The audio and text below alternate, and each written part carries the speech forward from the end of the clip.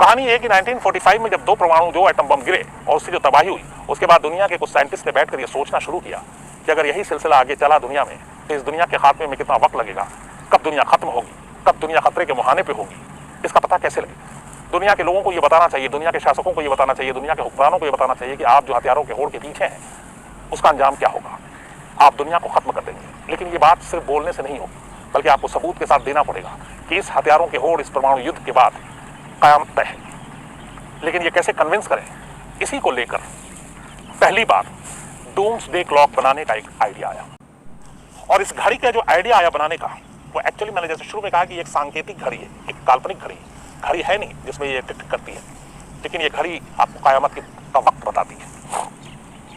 तो उसी वक्त जब ये हुआ नागासाकी और हिरोशिमा वाला, तो शिकागो में एक साइंटिस्ट का गुट, the bulletin of the atomic scientist, इन्होंने एक संगठन बनाया, the bulletin of the atomic scientist, BAS यानी कि बायस।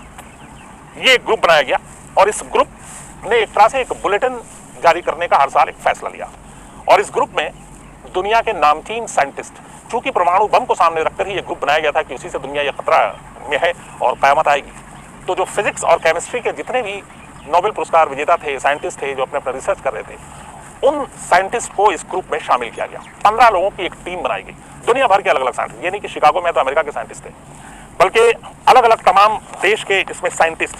स्टीफन हॉकिंग भी इस ग्रुप के मेंबर थे, जाने माने साइंटिस्ट स्टीफन हॉकिंग, वो भी इसमें शामिल थे। तो the bulletin of the atomic scientist यानी बास का एक जन्म हुआ, सिर्फ ये बताने के लिए कि दुनिया को खतरे से आगाह किया जाएगा। और 1945 के इस हिरोशिमा नागासाकी के इंसिडेंट के बाद ही ये ख्याल आया था कि इस कयामत की घड़ी को बनाया जाए।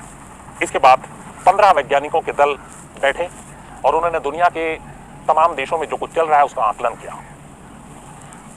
इस घड़ी की खासियत ये थी कि ये दुनिया की तबाही को बताने वाली घड़ी थी। इस घड़ी को पहली बार सेट किया गया 1947 में, और सेट करने का एक तरीका ये था कि घड़ी की सुई 12 बजे अगर आती है, दोनों कांटे 12 पर आ जाते हैं, तो इसका मतलब है कि ये दुनिया कयामत आ चुकी। यानी इस डूम्सडे कयामत की घड़ी में जैसे ही 12 बजेंगे रात के, वैसे ये दुनिया खत्म हो जाएगी।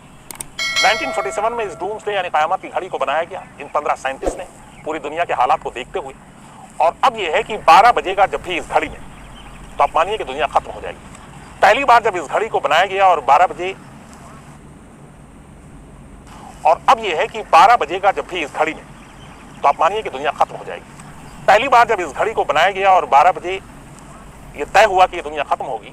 सभी से अनुरोध है कि अगर आपको मेरा वीडियो पसंद आया हो तो मेरे चैनल को सब्सक्राइब जरूर करें। आपका एक सब्सक्राइब मेरे हौसले को कई गुना बढ़ा देता है, जिससे और वीडियो बनाने की प्रेरणा मिलती है। तो अगर आपने चैनल को सब्सक्राइब नहीं किया हो तो चैनल को सब्सक्राइब जरूर करें और वीडियो को लाइक और शेयर करना बिल्कुल ना भूलें। साथ में नोटिफिकेशन बटन को जरूर प्रेस करें ताकि मेरे नए वीडियो की नोटिफिकेशन आपको सबसे पहले मिले। तब जो 12 बजे और कयामत के बीच जो टाइम का गैप था वो रखा गया था, जानते कितने बजे?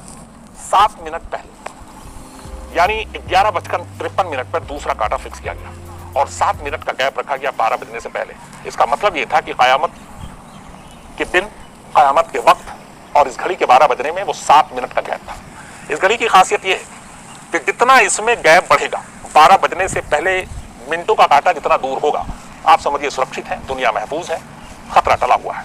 लेकिन जैसे जैसे कांटा 12 के नजदीक आता जाएगा, कयामत आपको नजदीक दिखाई देगी। तो 1947 में पहली बार डूम्सडे क्लॉक का जो टाइम फिक्स किया गया, वो रात के 12 बजने से 7 मिनट पहले का सेट किया गया था। इसके बाद अलग अलग वक्त में इस घड़ी के कांटे को बदला जाने लगा। तो 15 लोगों की साइंटिस्ट की टीम थी, उनका काम था कि वो देखें कि दुनिया में मानव जाति के अस्तित्व पे कहां कहां खतरा पैदा हो रहा है। और खासतौर पर जब ये डूम्सडे बना था तो उस वक्त इनका एक लक्ष्य था परमाणु जंग को लेकर, युद्ध को लेकर, क्योंकि नागासाकी और हिरोशिमा के बाद ये खतरा था कि और भी देश अब बम बनाने की होड़ में लगेंगे, इसके बाद फिर जंग होगी। तो पहला जो ये 15 साइंटिस्ट का दल था, इसीलिए इसमें फिजिक्स और केमिस्ट्री के प्रोफेसर रखे गए थे, क्योंकि वो न्यूक्लियर वॉर, न्यूक्लियर वेपन के ऊपर ज्यादा बेहतर रिसर्च करके बता सके कि कितना खतरा है इस दुनिया में। तो जब भी उन्हें लगता है कि दुनिया में खतरा बढ़ रहा है, वो 12 बजे जो टाइम फिक्स है उससे कांटे को नजदीक कर देते हैं, और जब लगता है कि खतरा अभी थोड़ा टल गया है तो फिर वो उसको दूर कर दिया जाता है। तो पहली बार 7 मिनट का फर्क था। इसके बाद अलग अलग वक्त में कुल 24 बार 24 टाइम्स इस घड़ी के वक्त को बदला गया है 12 बजे से आगे पीछे। वो 24 बार कब कब और कैसे हुआ वो आपको बताऊं उससे पहले एक चीज और भी इसमें जरूरी है कि 3 चीजों को वक्त बदलने के साथ साथ, पहले सिर्फ परमाणु युद्ध की बात थी, और भी खतरा दुनिया में मंडराने लगे।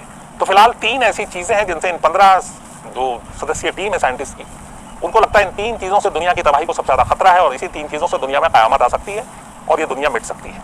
वो 3 चीजें जो थी, पहली चीज तो हथियार, परमाणु, न्यूक्लियर वेपन। जिस तरीके से सारे देश में होड़ लगी हुई है परमाणु बम बनाने की, उससे खतरा बढ़ गया है कि अगर कभी भी कुछ ऐसा हुआ और किसी ने एक ने छोड़ा तो दूसरा भी छोड़ेगा और इस चक्कर में पूरी दुनिया तबाह हो जाएगी। तो पहला परमाणु बम और इसकी होड़ और बनाने को लेकर अभी भी जो लगातार एक तमाम कोशिशों के बावजूद पूरी दुनिया चोरी छुपे और उससे परमाणु बम बना रही है। तो पहली चीज जिसने इस घड़ी को जन्म दिया, परमाणु हथियार। दूसरी चीज जो आई वो क्लाइमेट चेंज। कई फिल्मों में आपने देखा होगा कि जिस तरीके से रहन सहन बाकी चीजें हो रही हैं, ग्लेशियर पिघल रहा है, तो उसमें यह था कि क्लाइमेट चेंज पर अगर लोगों के बीच में जागरूकता बढ़ रही है और वो ध्यान दे रहे हैं तो ठीक है, अगर नहीं दे रहे हैं तो फिर दुनिया की तबाही तय है। इसको क्लाइमेट चेंज को लेकर सबसे ज्यादा चिंता इसी बात पे जताई गई थी कि अगर परमाणु युद्ध से ये दुनिया खत्म नहीं होती तो हो सकता है क्लाइमेट चेंज से खत्म हो जाए, पूरा हिमालय पिघल जाए, पानी ही पानी चारों तरफ हो, पूरी दुनिया पानी में डूब जाए, ग्लेशियर जिस तेजी से पिघल रहा हो बाढ़ की शक्ल में तबाही ला सकती है। तो पहला परमाणु बम, दूसरा क्लाइमेट चेंज इन साइंटिस्ट की नजर में था। उसके बाद जो तीसरी चीज आई वो बदलते हुए वक्त के साथ आई है, टेक्नोलॉजी। जिस तरीके से पूरी दुनिया में गलत, फेक, भ्रामक न्यूज और व्यूज फैलाए जा रहे हैं, उसको लेके भी एक चिंता है कि इसकी वजह से भी ये दुनिया तबाह हो सकती है। और ये हल्की की बात नहीं है। न्यूज और फेक न्यूज की अगर मैं बात करूं तो सिर्फ चैनल वैनल की नहीं है, बल्कि ये कई देशों के बीच आपस की बातें हैं।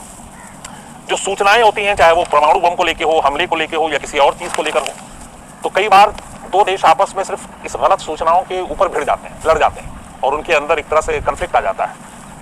सपोज कि रशिया ने एक और बम बना लिया तो अमेरिका गुस्सा हो जाएगा, कहेगा ठीक है मैं 2 और बना दूंगा, जबकि ऐसा है नहीं। लेकिन सूचना का गलत इस्तेमाल और सूचना की गलत चीजें, उसकी वजह से ये खतरा बना हुआ है। तो 3 चीजें हैं, गलत सूचना, क्लाइमेट चेंज, परमाणु बम। इन तीनों की वजह से जो साइंटिस्ट हैं वो लगातार हर साल आकलन करते हैं कि ये दुनिया खतरे के कितने करीब है। मैं 24 बार जो घड़ी कब कब बदली है उसकी आपको जानकारी दूं, उससे पहले एक 2019 में इस घड़ी के वक्त में कोई हेरफेर नहीं किया गया और ये कहा गया कि सब कुछ ठीक है। और 2019 की वजह से ये लगा कि दुनिया में खतरा अभी है नहीं, लेकिन खतरा आया जनवरी 2020 में, जब अब तक जब से ये घड़ी बनी है 47 से सबसे लंबा गैप रहा 17 मिनट का और सबसे छोटा रहा है 100 सेकंड का। वो 100 सेकंड का गैप इसी साल जनवरी में जब 15 साइंसदानों की टीम ने अपनी बैठक की और ये जारी किया डूम्स क्लॉक का टाइमिंग, तो उसमें आया था। अब जब से ये घड़ी बनी है तब तक इसमें कब कब टाइम चेंज किया गया और क्यों किया गया, ये जानना भी बेहद दिलचस्प है। पहली बार जैसा मैंने आपको बताया 1947 में नागासाकी और हिरोशिमा पे जब बॉम्ब गिरा, उसके बाद इस घड़ी का टाइम जो सेट किया गया था वो 7 मिनट दूर था 12 बजने से पहले। और ये याद रखिए कि 12 बजे जैसे ही दोनों सुइयां मिलेंगी डूम्स डे क्लॉक के हिसाब से कयामत आ जाएगी, दुनिया खत्म हो जाएगी। तो कब कब काटा पीछे गया और कब कब करीब आया, ये पूरा चार्ट है उसका। पहली बार 47 में 7 मिनट की दूरी पर था और वो उसी परमाणु बम की वजह से। उसके 2 साल के बाद दूसरी बार इस घड़ी की टाइमिंग में चेंज हुआ 1949 में, और तब 7 मिनट से ये 3 मिनट पे आ गया, मतलब खतरा बढ़ गया। अब कयामत और इसके बीच में सिर्फ 3 मिनट का फासला था, यानी कि घड़ी की सुई 23:57 पर लगाई गई थी। जो पहले था 23:53, अब 57 हो गया था। और ये इसलिए हुआ था कि उस वक्त सोवियत संघ ने पहला एटॉमिक बॉम्ब का टेस्ट किया था RDS-1, और इसको लेके एक होड़ हो गई थी और पूरी दुनिया में हंगामा हो गया था और ये लगा था कि अब न्यूक्लियर आर्म का होड़ शुरू हो गया। तो सोवियत संघ के एक न्यूक्लियर टेस्ट की वजह से खतरा अचानक बढ़ गया, जिसकी वजह से 3 मिनट पे आ गया घड़ी। इसके 4 साल के बाद फिर घड़ी की टाइमिंग चेंज होती है 1953 में, और इस बार ये 2 मिनट पे आ गया। पहले 7 मिनट था, फिर 3, फिर 2 मिनट। और ये इस बार इसलिए हुआ कि सोवियत संघ के बाद अब यूनाइटेड स्टेट ने पहला थर्मोक्लियर डिवाइस का टेस्ट किया था 1954 में, और सोवियत यूनियन ने फिर इसके बदले में भी टेस्ट किया। और इन दोनों के टेस्ट के चक्कर में ये हो गया कि अब दुनिया में हथियारों की होड़ हो गई है, तो इसीलिए खतरा बढ़कर अब 2 मिनट कयामत के बीच में गैप जो है सिर्फ 2 मिनट का रह गया था। तो 53 में तीसरी बार हुआ।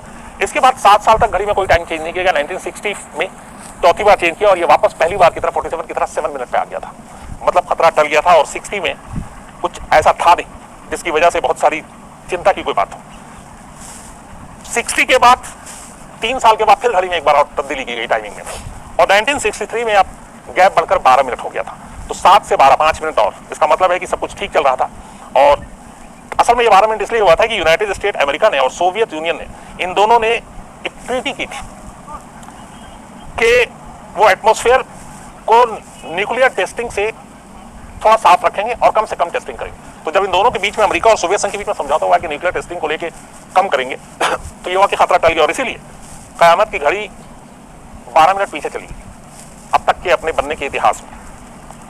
लेकिन 5 साल के बाद 1968 में ये फिर से 7 मिनट पर आ गया और 7 मिनट में आने की वजह ये थी कि अमेरिका और वियतनाम के बीच में जंग जारी हो गई थी और उस जंग को लेके कई सारे खतरे हो गए थे, कई गुट बन गए थे। दूसरा, इंडिया और पाकिस्तान के बीच में 1965 में जंग हो गई थी, उसको लेके भी बहुत सारी चीजें हो गई थी। फ्रांस और चाइना आपस में भिड़े हुए थे, उसको लेके भी कई चीजें हो गई थी। तो इन सारे देशों का आपस में एक एक का लड़ना कयामत की घड़ी को 12 मिनट से वापस 7 मिनट पर ले आया था। इसके बाद 1969 में अगले ही साल फिर घड़ी के वक्त को चेंज किया गया और 10 मिनट कर दिया गया और इस बार 10 मिनट बढ़ने की वजह यह थी कि सभी ने एक दूसरे से बात की। इंडिया पाकिस्तान का भी वो उस वक्त तक निपट गया और न्यूक्लियर वेपन को लेके कई देशों के बीच संधि हुई थी। इसके 3 साल के बाद 1972 में फिर घड़ी का वक्त 12 मिनट कर दिया गया बढ़ाकर, क्योंकि इस बार फिर यूनाइटेड स्टेट और सोवियत संघ के बीच में एक संधि हुई थी। 1974 में फिर 9 मिनट हो गया। इसके बाद 6 साल तक घड़ी का वक्त नहीं बढ़ा। 1980 में फिर इसको बदला गया और 7 मिनट कर दिया गया। 80 के बाद फिर 81 में ये 4 मिनट पर आ गया। 84 में फिर से 3 मिनट पर आ गया और इसकी वजह यह थी कि इस बार सोवियत यूनियन और अमेरिका के बीच एक तो वो चलने लगा टेंशन, दूसरा उधर अफगान में भी सोवियत की एंट्री और बाकी चीजें, मुजाहिदीन, तो वहां पे हथियारों की होड़ शुरू हो गई। तो इसीलिए ये फिर मिनिमम 3 मिनट पे आ चुका था। तो 1984 में कयामत की घड़ी की सुई फिर 23:57 पर आ गई, यानी कि कयामत के बीच में इस घड़ी की सुई का दोनों का पासा सिर्फ 3 मिनट का था, यानी खतरा बढ़ गया था। और इसकी वजह बताया आपको, जैसा कि कई देशों के बीच फिर से तनाव। 84 के 4 साल के बाद घड़ी की सुई को एक बार और बदला गया 1988 में और इस बार इसको 6 मिनट कर दिया गया। मतलब देश और दुनिया में हालात ठीक थे थोड़े पिछले टाइम के मुकाबले। 88 के 2 साल के बाद 1990 में फिर इसको 10 मिनट कर दिया गया और 10 मिनट इसलिए किया गया क्योंकि उस वक्त दुनिया में फिर भी हालात पहले के मुकाबले में बेहतर थे। 1991 90 के 1 साल के बाद पहली बार अब तक जब से कयामत की घड़ी बनी है, ये दुनिया सबसे कम खतरे में थी इन 15 साइंटिस्ट के मुकाबले, क्योंकि इस बार घड़ी की सुई 17 मिनट पीछे चली गई थी 12 बजने से, यानी सबसे कम खतरा। जब घड़ी शुरू हुई तो 7 मिनट का गैप था, उसके बाद 12 मिनट तक गया, 2 मिनट भी आया, 3 मिनट भी आया, लेकिन ये 1991 में पहली बार था जब घड़ी की सुई 17 मिनट पीछे कर दी गई थी 12 बजे से। और इसकी वजह जो सबसे बड़ी थी वो ये थी कि यूनाइटेड स्टेट ऑफ अमेरिका और सोवियत यूनियन के बीच पहली बार स्ट्रेटेजिक आर्म रिडक्शन ट्रीटी हुई थी हथियारों को लेकर, और इन दोनों ने तय किया था कि वो हथियारों की होड़ को कम करेंगे। ये दुनिया के लिए बहुत बड़ी खबर थी और चूंकि 2 न्यूक्लियर पावर देश जिनके पास सबसे ज्यादा न्यूक्लियर वेपन है, अमेरिका और रूसी है, ये उन दोनों के बीच में जब इसको लेके एक समझौता हुआ तो दुनिया को एक सुकून मिला कि चलो हथियारों की होड़ थोड़ी कम हुई और इसी वजह से कयामत टल गई, 17 मिनट दूर हो गई थी डूम्सडे क्लॉक के हिसाब से।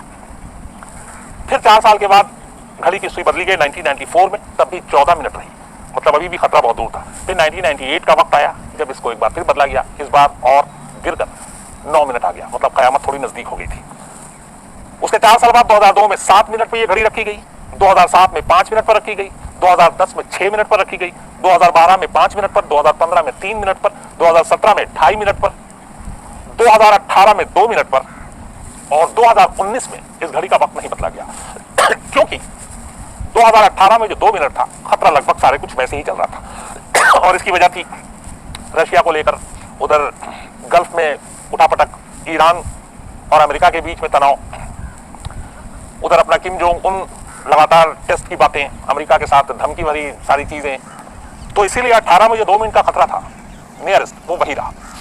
फिर आता है 2020, क्योंकि 19 में सुई को बदला नहीं गया और 2020 में पहली बार डूम्सडे क्लॉक जब बना था 47 में, यानी 53 और 20 73 73 ईयर्स के अपने इतिहास में 12 बजे के सबसे करीब सुई पहुंच गई, सिर्फ 100 सेकंड। अभी तक सेकंडों में डूम्सडे की घड़ी कभी नहीं आई थी।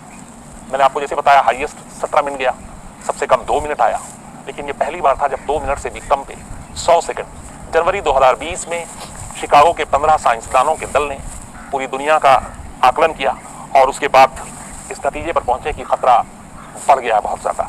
और इस खतरा के बढ़ने की वजह क्या थी? दुनिया के तमाम दिग्गज देशों के बीच में आपस में अच्छे रिश्ते ना होना, खासतौर पर न्यूक्लियर वेपन को लेकर, उसकी शर्तों और समझौतों को लेकर। इसके अलावा international range nuclear force treaty जो थी उसका पालन ना होना, चाइना के साथ पूरी दुनिया का एक तरह से तनावपूर्ण रिश्ता, चीन अमेरिका आमने सामने, उधर रशिया भी बीच में, कई देशों के साथ उलझन, भारत पाकिस्तान के बीच में लगातार तनाव, अमेरिका के अपने घरेलू हालात का ठीक ना होना, हिंसा होना और वर्ल्ड लीडर की एक तरह से पकड़ ना होना, ये सारी चीजें ये दर्शा रही थी कि अगर कहीं से भी कुछ भ्रामक सूचनाएं और गलत चीजें आती हैं और पैनिक फैलता है तो पूरे वर्ल्ड लीडर जो है इस वक्त इस पोजीशन में नहीं है कि वो इन चीजों को कंट्रोल कर सकें और संभाल सकें। और इसीलिए जब से कयामत की घड़ी बनी है, सबसे ज्यादा खतरा 2020 में जनवरी में जताया गया इन 15 साइंसदानों के दल ने जो ऐलान किया कि इस वक्त ज्यादा दुनिया में खतरा है। अभी भी कयामत की घड़ी 100 सेकंड पीछे है 12 बजने से पहले, और जैसा मैंने आपको कहा कि 12 बजे के करीब जितना सुई होती जाएगी उतना खतरा बढ़ता जाएगा, और जिस दिन ठीक 12 बज गया डूम्सडे क्लॉक में यानी कि कयामत की घड़ी में, उस दिन कयामत तय, दुनिया खत्म। यही इन साइंसदानों का मानना है। तो कयामत की घड़ी यानी डूम्सडे क्लॉक पर ये थी पूरी जानकारी। आप में से अगर इस बारे में और कुछ लोगों को पता हो तो जरूर बताइएगा, उसको शेयर करूंगा। और एक बार फिर चूंकि साल का पहला दिन